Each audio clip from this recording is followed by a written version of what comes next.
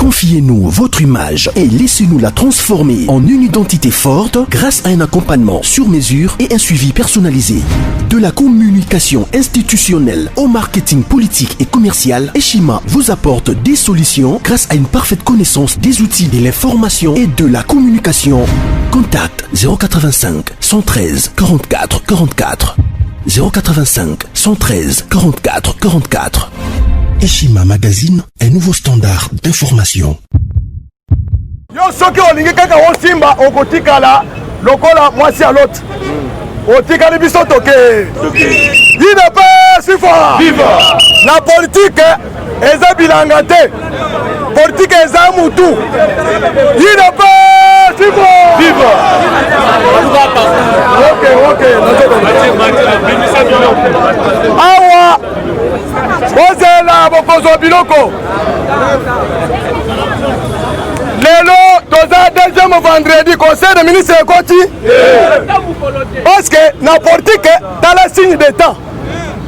Na ebisaki bino ok. Envoyé spécial des États-Unis dans la région de Grand Lac. Peter Pam. Alobaki Fati. Bakinois balandaka radio nini. Fati ayebisi ke balandaka Top Congo. Bazuye bakena Top Congo. Alobi ke moto nyonso akotia barrière na Fati beto akukutana na États-Unis na alobi que journaliste atunier mais bolobi ke bozo soutenir Fati beto même makambo c'est bozo soutenir yetendenge nini alobi que nous avons conditionné notre appui militaire à la RDC suite ya ko livrer Kabila dans ce pays. Ce qu'il faut libérer Kabila, nous allons soutenir Tshisekedi à 100% sur le plan militaire. Nous avons tous les binômes. Accord militaire et signé Makite. Et signé même. Yabé!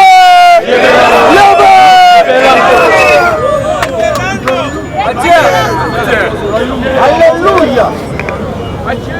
Je vous informe encore. Les loyaux, Kabila Zolobake. Sur 98 députés, sur 338, Bako Sabino satellite États-Unis, na drone ya ONU, et Zalaki na Kinga 4. Balobi vrai qu'il y avait 98 députés plus 32 sénateurs. Bako Sabino te. Skoyo, Balobi boy. Mais Kabila, il y a Alobaki qui a prêté serment. Ba juge, ba sénateur, na ba député va prêter serment. Mais quand tu as dit qu'on s'appelle un nid, tu as lobby que député dans la moko keité. Tu as dit dans lobby que député dans la moko keité. José Makila memema. Skoyo, Batakabila va lobby que Bataki 338. Ma député a bati ba keité. Nani azoko ça nani azolo ba vérité. Awa Batalukuta va bimimi balé. Chadari a lobaki que j'étais la troisième personne. Tango, Basignaki accord, Kabila la Tshisekedi. J'étais troisième personne. Awa Kabila Lobi que Tozalaki 5 personnes. Ndaina Tshisekedi na 3 présidents africains, c'est-à-dire président Sisi Égypte, Ozalaki président en exercice ya Oya. Na président ya Ramaphosa ya Afrique du Sud na Uhuru Kenyatta. C'est ça les 3 présidents qui étaient sur place. Maintenant Tolobi boy. Et puis Kabila sali erreur. Azolo na lukutana yeke 48 heures avant Séné a publié. Est-ce que 48 heures avant Tshisekedi azalaki président? Na Tony Bino. Tshisekedi azalaki président? Maintenant tant que Tshisekedi a prêté serment, est-ce que la mission Kabila te? La mission là. Un accord signé avec un individu termine avec un individu. Un accord signé avec une institution termine avec l'institution. Les loyaux après le 24 janvier 2019, Tshisekedi a combattu les sous-individus, a combattu l'institution et la République. Ça a été. Na tunaki Kabila. Yo Kabila, na zotuna yo, ba journaliste votre caméra. Je regrette. Au cours de ma ignorance jusqu'à tel niveau. Tshisekedi a 5 ans qui ont bossé la passation de pouvoir. Alternance, c'est seulement qui n'a 9 heures. On dit on peut signer un accord, on peut signer qui? On peut signer une constitution. Après tout, seulement si la constitution, on a un accord. C'est-à-dire, entre accord et la constitution, à respecter ni. C'est-à-dire le professeur. Le professeur.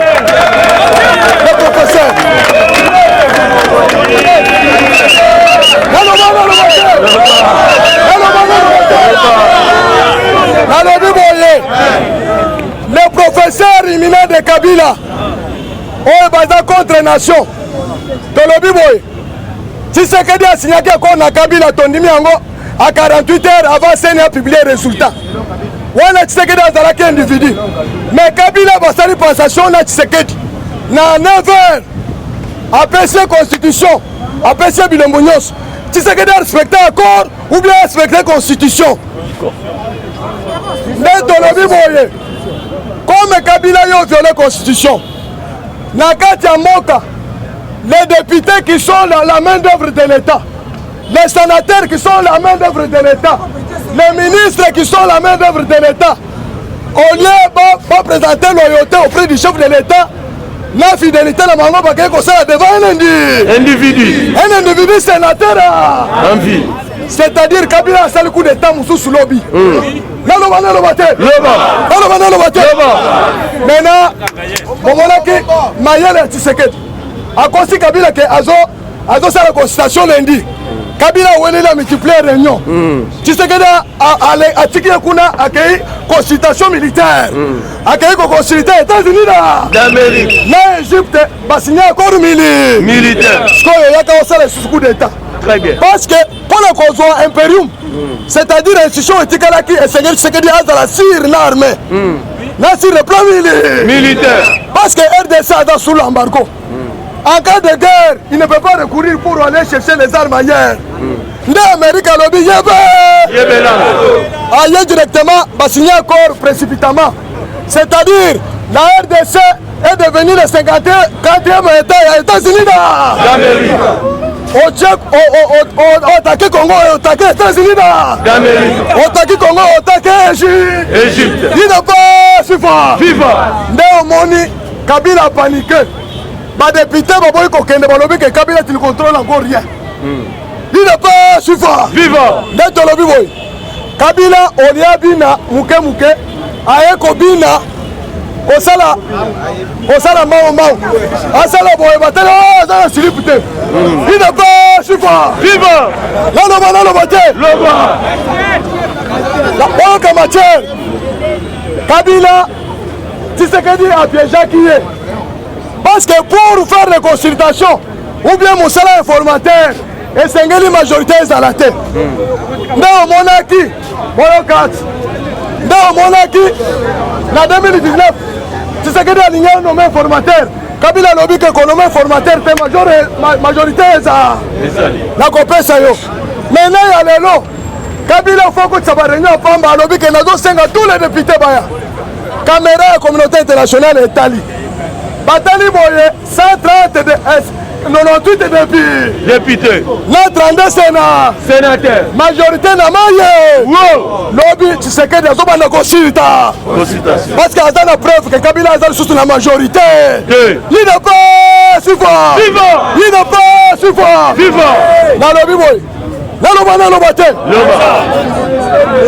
La minute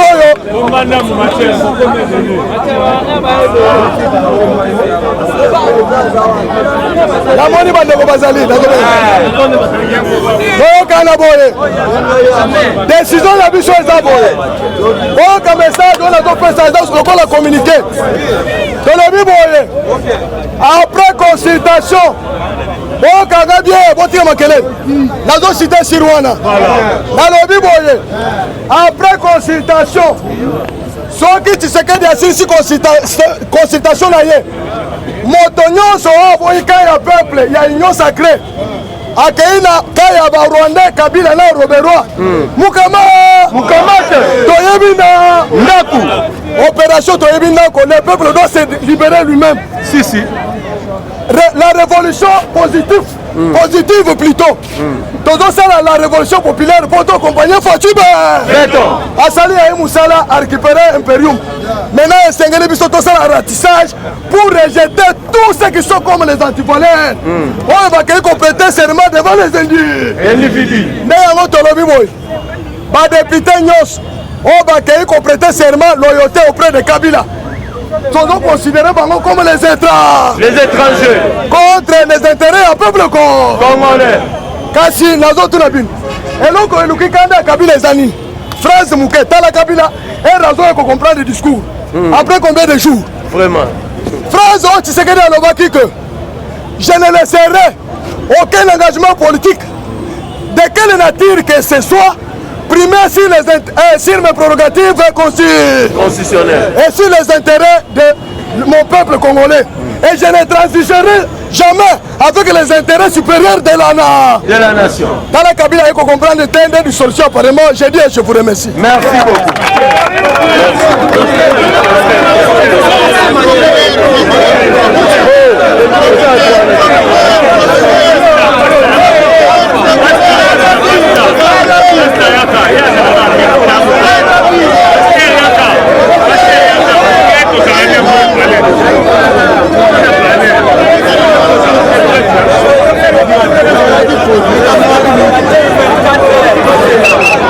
IDP, c'est vivant! IDP, c'est vivant! IDP, c'est vivant! Fatime! Bomba! Tous les députés jurent pour le départ de Janine Mabou! Parce que, avant prestation et serment à la juge, Janine Mabou n'a pillé qui mbongo nyonso na question ya Assemblée nationale. Bomba. Tous les députés jurent que pour le départ de Janine Mabou, Maître Fatima Boko. C'est vivant. Boyebi Kranza Bato FCC, c'est parce que la Cour constitutionnelle et le Conseil d'État et la Cour de cassation échappé bango. Parce que ceux qui ont un contrôle ya sanité, ya Cour constitutionnelle té, pour na yo aboué. Maître Fatima Boko makasi. Bomba. Yoka siko bouzo ba professeur à FCC. IDP, c'est vivant. Yoka siko bouzo ba professeur à FCC. Dans les 3 juges que le chef de l'État a nommés, il n'y a qu'un seul juge. Ils ont la prérogative à président de la République, professeur Kalouba Dibwa. Mais les 2 juges, ils ont qui proposaient le Conseil supérieur et la magistrature. Mais on a tribalisé la Cour constitutionnelle. Tous les juges, mais le problème avec Fati, c'était de libéraliser l'appareil judiciaire. Mettez un chef d'État Mabo Makasi.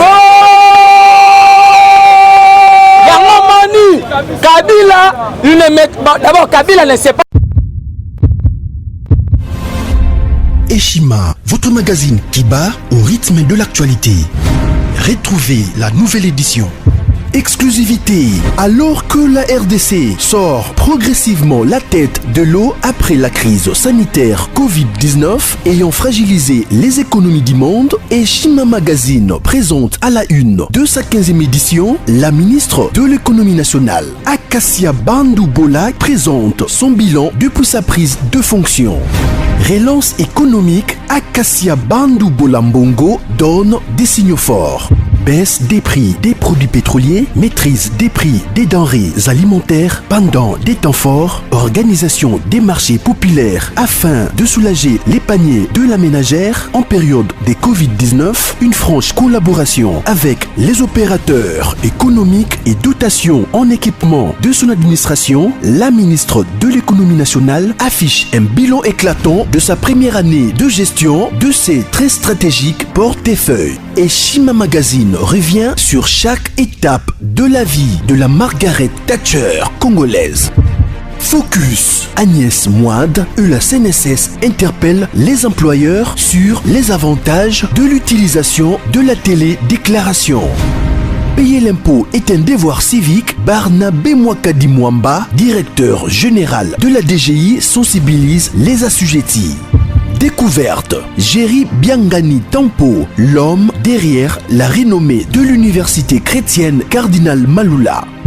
Dossier Eshima, contentieux électoraux de la poudre aux yeux. Économie, les scandales financiers ont la peau dure en RDC. Interview, Ted Belechai Kassonda, secrétaire exécutif national de la Ligue des jeunes de l'UDPS. Bras de fer entre la CPI et les USA. Fatou Bensouda défie Donald Trump. Retrouvez l'intégralité du magazine Eshima dans les kiosques. Eshima Magazine, un nouveau standard d'information.